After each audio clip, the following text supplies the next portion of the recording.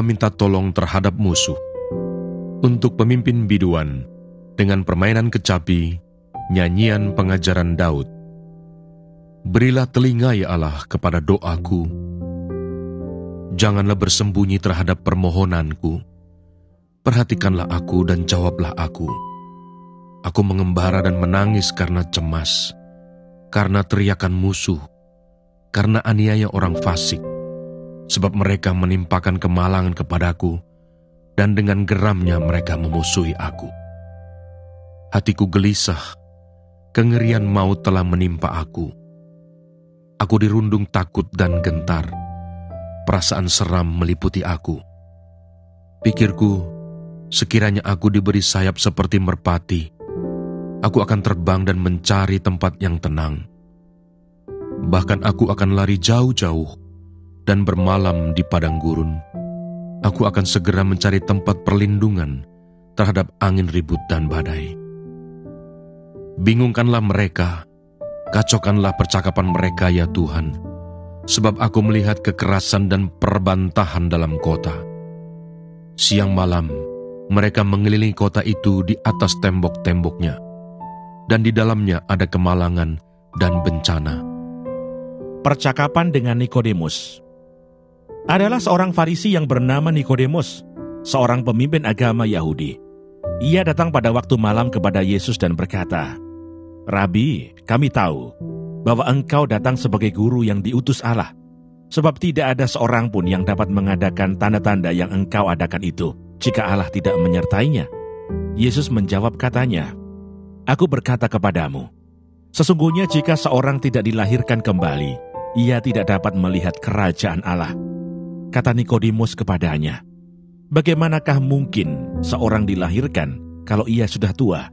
Dapatkah ia masuk kembali ke dalam rahim ibunya dan dilahirkan lagi?" Jawab Yesus, "Aku berkata kepadamu, sesungguhnya jika seorang tidak dilahirkan dari air dan roh, ia tidak dapat masuk ke dalam kerajaan Allah. Apa yang dilahirkan dari daging adalah daging, dan apa yang dilahirkan dari roh adalah roh. Janganlah engkau heran karena aku berkata kepadamu, kamu harus dilahirkan kembali. Angin bertiup kemana ia mau, dan engkau mendengar bunyinya, tetapi engkau tidak tahu dari mana ia datang atau kemana ia pergi. Demikianlah halnya dengan tiap-tiap orang yang lahir dari roh." Nikodemus menjawab katanya, "Bagaimanakah mungkin hal itu terjadi?" Jawab Yesus, "Engkau adalah pengajar Israel, dan engkau tidak mengerti hal-hal itu. Aku berkata kepadamu, sesungguhnya kami berkata-kata tentang apa yang kami ketahui, dan kami bersaksi tentang apa yang kami lihat, tetapi kamu tidak menerima kesaksian kami. Kamu tidak percaya waktu aku berkata-kata dengan kamu tentang hal-hal duniawi. Bagaimana kamu akan percaya kalau aku berkata-kata dengan kamu tentang hal-hal surgawi? Tidak ada seorang pun yang telah naik ke surga selain daripada Dia yang telah turun dari surga, yaitu Anak Manusia. Dan sama seperti Musa meninggikan ular di padang gurun, demikian juga Anak Manusia harus ditinggikan, supaya setiap orang yang percaya kepadanya beroleh hidup yang kekal. Karena begitu besar kasih Allah akan dunia ini, sehingga Ia telah mengaruniakan anaknya yang tunggal, supaya setiap orang yang percaya kepadanya tidak binasa, melainkan beroleh hidup yang kekal. Sebab Allah mengutus anaknya ke dalam dunia, bukan untuk menghakimi dunia, melainkan untuk menyelamatkannya oleh Dia. Barang siapa percaya kepadanya, ia tidak akan dihukum. Barang siapa tidak percaya, ia telah berada di bawah hukuman, sebab ia tidak percaya dalam nama Anak Tunggal Allah. Dan inilah hukuman itu, terang telah datang ke dalam dunia, tetapi manusia lebih menyukai kegelapan daripada terang, sebab perbuatan-perbuatan mereka jahat. Sebab barang siapa berbuat jahat, membenci terang, dan tidak datang kepada terang itu, supaya perbuatan-perbuatannya yang jahat itu tidak nampak. Tetapi barang siapa melakukan yang benar, ia datang kepada terang, supaya menjadi nyata bahwa perbuatan-perbuatannya dilakukan dalam Allah. Kaum-kaum keturunan Kehat, yakni orang Lewi yang masih tinggal dari antara keturunan Kehat, mendapat kota-kota yang dengan undian kepada mereka dari suku Efraim.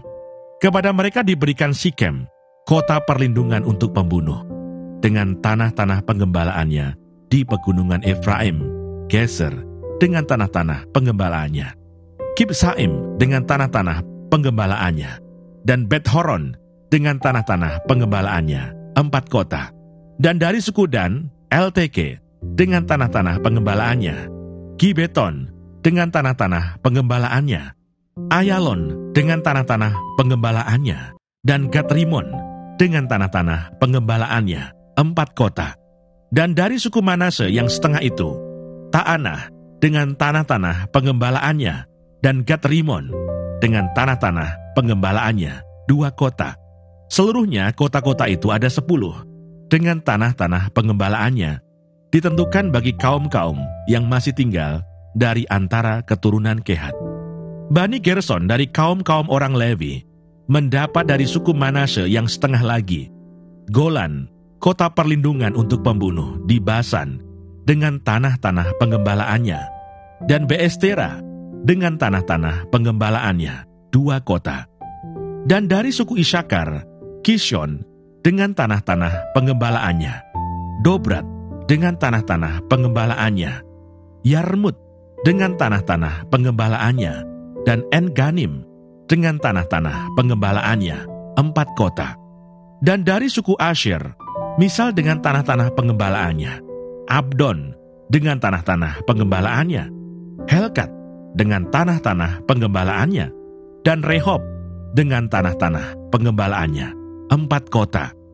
Dan dari suku Naftali, Kedes, kota perlindungan untuk pembunuh di Galilea dengan tanah-tanah penggembalaannya, Hamodor dengan tanah-tanah penggembalaannya, dan Kartan dengan tanah-tanah penggembalaannya, 3 kota.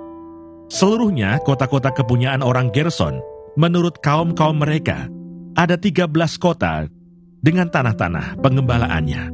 Kaum-kaum keturunan Merari, orang Lewi yang masih tinggal, mendapat dari suku Zebulon, Yokneam dengan tanah-tanah pengembalaannya, Karta dengan tanah-tanah pengembalaannya, Dimna dengan tanah-tanah pengembalaannya, dan Nahalal dengan tanah-tanah pengembalaannya, 4 kota. Dan dari suku Ruben, Beser dengan tanah-tanah pengembalaannya, Yahas dengan tanah-tanah pengembalaannya, Kedemot dengan tanah-tanah pengembalaannya, dan Mefaat dengan tanah-tanah pengembalaannya, 4 kota. Dan dari suku Gad, Ramot, kota perlindungan untuk pembunuh di Gilead dengan tanah-tanah pengembalaannya, Mahanaim dengan tanah-tanah pengembalaannya, Hesibon dengan tanah-tanah pengembalaannya, dan Yaeser dengan tanah-tanah pengembalaannya. Seluruhnya kota-kota itu ada 4. Seluruhnya kota-kota itu ditentukan bagi keturunan Merari menurut kaum-kaum mereka, yakni yang masih tinggal dari kaum-kaum orang Lewi.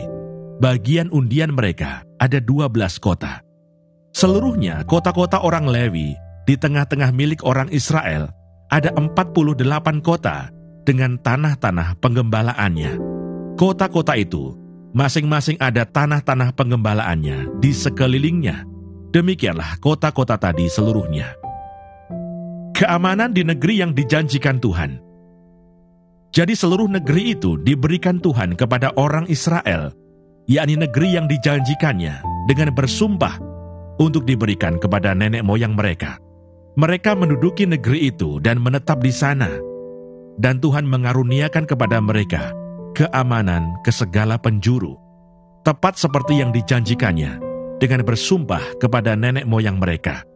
Tidak ada seorang pun dari semua musuhnya yang tahan berdiri menghadapi mereka. Semua musuhnya diserahkan Tuhan kepada mereka.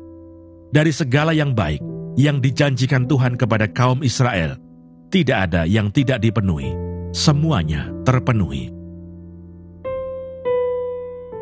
Yosua pasal 22. Suku-suku yang di seberang Yordan pulang.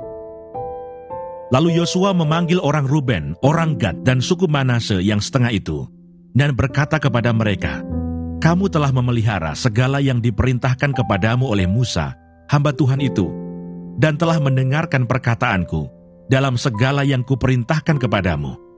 Kamu tidak meninggalkan saudara-saudaramu selama waktu ini sampai sekarang, tetapi kamu setia memelihara perintah Tuhan Allahmu kepadamu.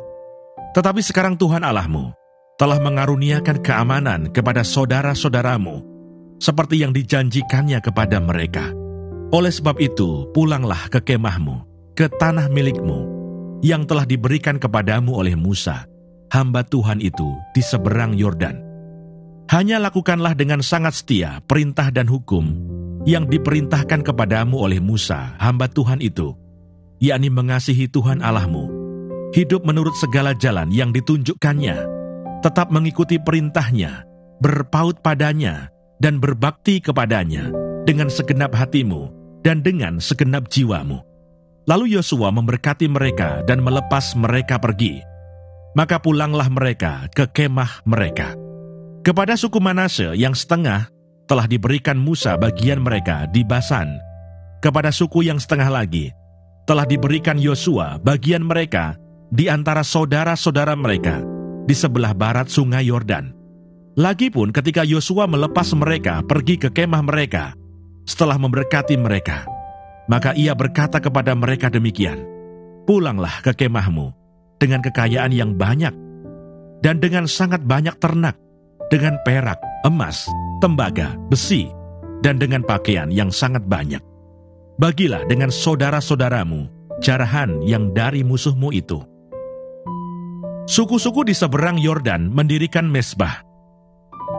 Maka pulanglah Bani Ruben, Bani Gad, dan suku Manasye yang setengah itu, dan mereka pergi meninggalkan orang Israel keluar dari Silo di tanah Kanaan untuk pergi ke tanah Gilead, tanah milik mereka, yang didiami mereka sesuai dengan titah Tuhan dengan perantaraan Musa.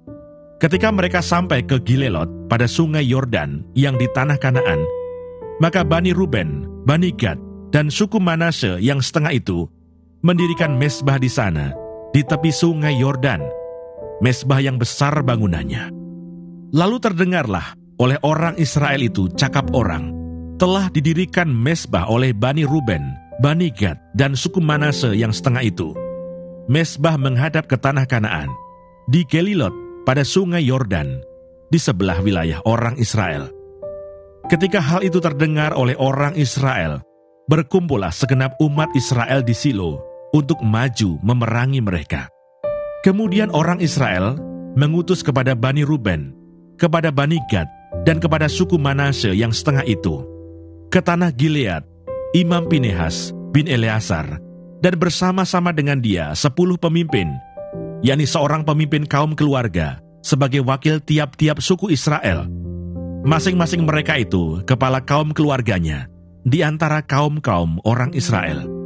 Setelah mereka sampai kepada Bani Ruben, kepada Bani Gad, dan kepada suku Manasye yang setengah itu di tanah Gilead, berkatalah mereka kepada orang-orang itu demikian, "Beginilah kata segenap umat Tuhan, apa macam perbuatanmu yang tidak setia ini terhadap Allah Israel, dengan sekarang berbalik daripada Tuhan, dan mendirikan mezbah bagimu.